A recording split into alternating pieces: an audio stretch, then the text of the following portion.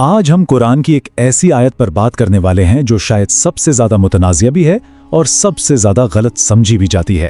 جی ہاں، سورۃ النساء کی آیت 34۔ اکثر اسی آیت کو بنیاد بنا کر اسلام پر سوال اٹھائے جاتے ہیں۔ تو چلیں آج ذرا اس کی گہرائی میں اترتے ہیں اور دیکھتے ہیں کہ اصل بات ہے کیا۔ اچھا، تو سب سے پہلے آیت کے اس حصے پر نظر ڈالتے ہیں جو ساری بحث کی جڑ ہے۔ بظاہر تو یہی لگتا ہے کہ یہاں جسمانی سزا کی اجازت دی جا رہی ہے، اور یہی وہ نقطہ ہے جسے آج ہم کھول کر سمجھنے کی کوشش کریں گے۔ تو اس موضوع کو ٹھیک سے سمجھنے کے لیے ہمارا سفر کچھ اس طرح کا ہوگا۔ ہم پہلے دیکھیں گے کہ یہ آیت اتنی متنازع کیوں ہے، پھر قرآن میں شادی کے تصور کو سمجھیں گے، اس کے بعد کچھ اہم الفاظ کے اصل معنی جانیں گے، پھر دیکھیں گے کہ یہ آیت مفاہمت کا کون سا عمل بتاتی ہے، اور آخر میں سب سے اہم نبی اکرم صلی اللہ علیہ وآلہ وسلم کی اپنی زندگی سے مثال دیکھیں گے۔ چلیں جی، تو شروع کرتے ہیں اپنے پہلے حصے سے۔ آخر یہ آیت تنازع کی وجہ بنی ہی کیوں؟ اس کا غلط استعمال عام طور پر کیسے کیا جاتا ہے؟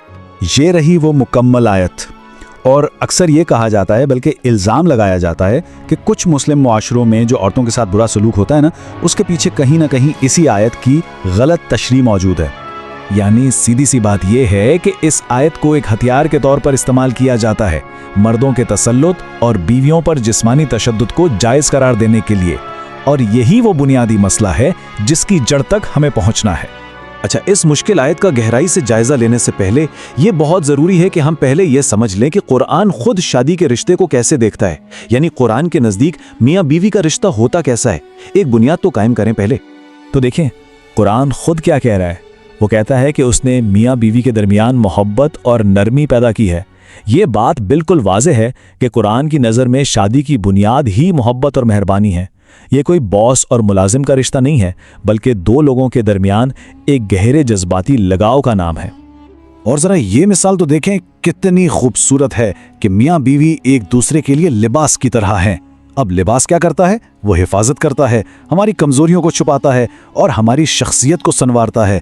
بالکل اسی طرح یہ رشتہ باہمی حفاظت، عزت اور ایک دوسرے کی خامیوں پر پردہ ڈالنے کا نام ہے۔ یہ پارٹنرشپ کا تصور ہے۔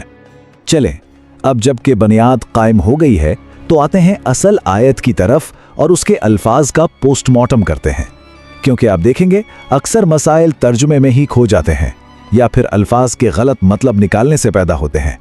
تو اصل عربی لفظ کیا کہتا ہے یہ سمجھنا بہت ضروری ہے۔ پہلا لفظ ہے قوامون۔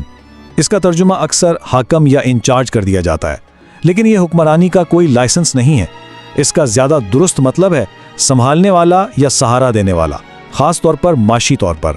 یعنی مرد خاندان کی مالی ضروریات پوری کرنے کا ذمہ دار ہے، وہ خاندان کا حاکم نہیں ہے۔ پھر ایک اور لفظ آتا ہے درجہ، یعنی مردوں کے لیے ایک درجہ فضیلت، لیکن یہ بھی بہت محدود معنوں میں ہے۔ اس کا تعلق صرف طلاق کے قانونی معاملے سے ہے، جہاں طلاق شروع کرنے کی ذمہ داری مرد پر ہے۔ اس کا یہ مطلب ہرگز نہیں کہ مرد ہر معاملے میں عورت سے برتر ہے۔ اسے غلطی سے زندگی کے ہر پہلو پر پھیلا دیا گیا ہے، جو قرآن کے اپنے برابری کے اصول کے ہی خلاف ہے۔ اب آتے ہیں ایک بہت ہی اہم لفظ نشوز پر۔ عام طور پر اس کا ترجمہ نافرمانی کر دیا جاتا ہے، لیکن یہ کوئی چھوٹی موٹی بات نہ ماننا نہیں۔ اس کا اصل مطلب ہے دشمنی، سنگین بگاڑ یا ازدواجی جھگڑا۔ اور سب سے دلچسپ بات یہ ہے کہ قرآن نے یہی لفظ شوہر کی طرف سے برے سلوک کے لیے بھی استعمال کیا ہے۔ اس کا مطلب ہے کہ یہ مسئلہ صرف بیوی کی طرف سے نہیں ہو سکتا، شوہر بھی نشوز کا مرتکب ہو سکتا ہے۔ اور اب آتے ہیں اس آیت کے سب سے متنازع لفظ پر، وہ لفظ جس کی وجہ سے سارا مسئلہ کھڑا ہوتا ہے، ضرب۔ جی ہاں، اس کا عام ترجمہ تو مارنا ہی کیا جاتا ہے، لیکن سوال یہ ہے کہ کیا عربی زبان میں اور خود قرآن میں اس کا صرف یہی ایک مطلب ہے؟ آپ کو جان کر حیرت ہوگی کہ خود قرآن کے اندر یہ لفظ ضرب کئی مختلف معنوں میں استعمال ہوا ہے، جیسے سفر کرنے کے لیے، کوئی مثال قائم کرنے کے لیے، مثالیں دینے کے لیے، کسی چیز کو نظر انداز کرنے کے لیے، یہاں تک کہ وضاحت کرنے کے لیے بھی۔ تو جب ایک لفظ کے اتنے سارے مطلب موجود ہیں تو پھر صرف مارنا والا ترجمہ ہی کیوں چنا جاتا ہے؟ یہ ایک تشریحی انتخاب ہے، زبان کی مجبوری ہرگز نہیں۔ تو اب جب ہم نے ان مشکل الفاظ کو سمجھ لیا ہے تو چلیں اس آیت کو ایک بالکل نئے زاویے سے دیکھتے ہیں۔ اسے تشدد کی اجازت کے طور پر نہیں، بلکہ ایک رشتے کو ٹوٹنے سے بچانے کے ایک عمل کے طور پر دیکھتے ہیں۔ تو قرآن اصل میں کیا کہہ رہا ہے؟ وہ رشتے میں ہم آہنگی واپس لانے کے لیے 3 سٹیپس بتا رہا ہے۔ سٹیپ 1، واز यानी आपस में बातचीत करें, मुशावरत करें, एक दूसरे को समझाएं। स्टेप 2 हिज्र यानी कुछ वक्त के लिए बिस्तर में अलहदगी इख्तियार कर लें, एक तरह का टाइम आउट। और अगर ये सब कुछ नाकाम हो जाए तब आखिरी हरबे के तौर पे आता है तीसरा स्टेप ज़र्ब। यहाँ पर एक और बहुत अहम बात समझने की है, वो है इसका तारीखी पस मंज़र। जिस ज़माने में ये आयत नाजिल हुई उस अरब माशरे में औरतों पर बेतहाशा तशद्दुद बिल्कुल आम बात थी। तो कुरान ने आके तशद्दुद को मुतारिफ नहीं करवाया, बल्कि उसने पहले से मौजूद बेलगाम तशद्दुद पर पाबंदियां लगाईं, उसे महदूद किया। और ये सिर्फ आज की बात नहीं है, बड़े बड़े क्लासिकल उलमा ने भी यही कहा है कि अगर तीसरे स्टेप की नौबत आ भी जाए तो ये ज़र्ब सिर्फ अलामती होनी चाहिए। कैसी? जैसे मिसवाक से या एक तय किए हुए रुमाल से हल्का सा छूना, यानी मकसद तकलीफ पहुंचाना है ही नहीं, बल्कि सिर्फ नाराजगी का एक अलामती इजहार है। बल्कि इमाम शाफी जैसे बड़े फ़कीह और आलिम तो इससे भी एक कदम आगे गए हैं।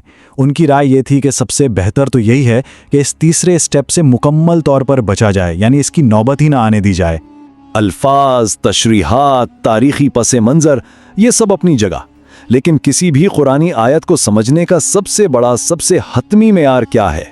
वो है पैगंबर इस्लाम हज़रत मोहम्मद सल्लल्लाहु अलैहि वसल्लम की अपनी ज़िंदगी और उनका अपना अमल। आप सल्लल्लाहु अलैहि वसल्लम ने एक उसूल दे दिया, फरमाया तुम में से सबसे अच्छा वो है जो अपनी बीवी के साथ सबसे अच्छा है। बस बात ख़त्म। ये एक ऐसा पैमाना है जो तशद्दुद की हर तशरीह को रद्द कर देता है।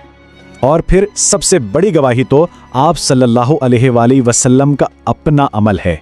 रिवायत में आता है कि आपने अपनी पूरी ज़िंदगी में कभी किसी एक खादिम या किसी एक औरत पर भी हाथ नहीं उठाया। तो इस आयत की सबसे बेहतरीन और जीती जागती तफसीर खुद नबी अकरम का अमल है। तो अब आखिर में फ़र्क बिल्कुल वाज़ेह हो जाता है।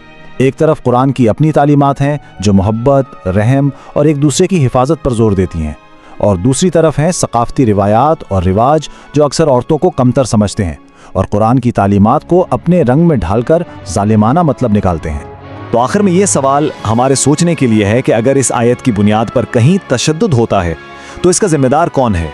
क्या खुद कुरान का मतन, या वो शख्स जो इसकी तशरीह अपनी सोच और अपने तासुबात के आईने में कर रहा है?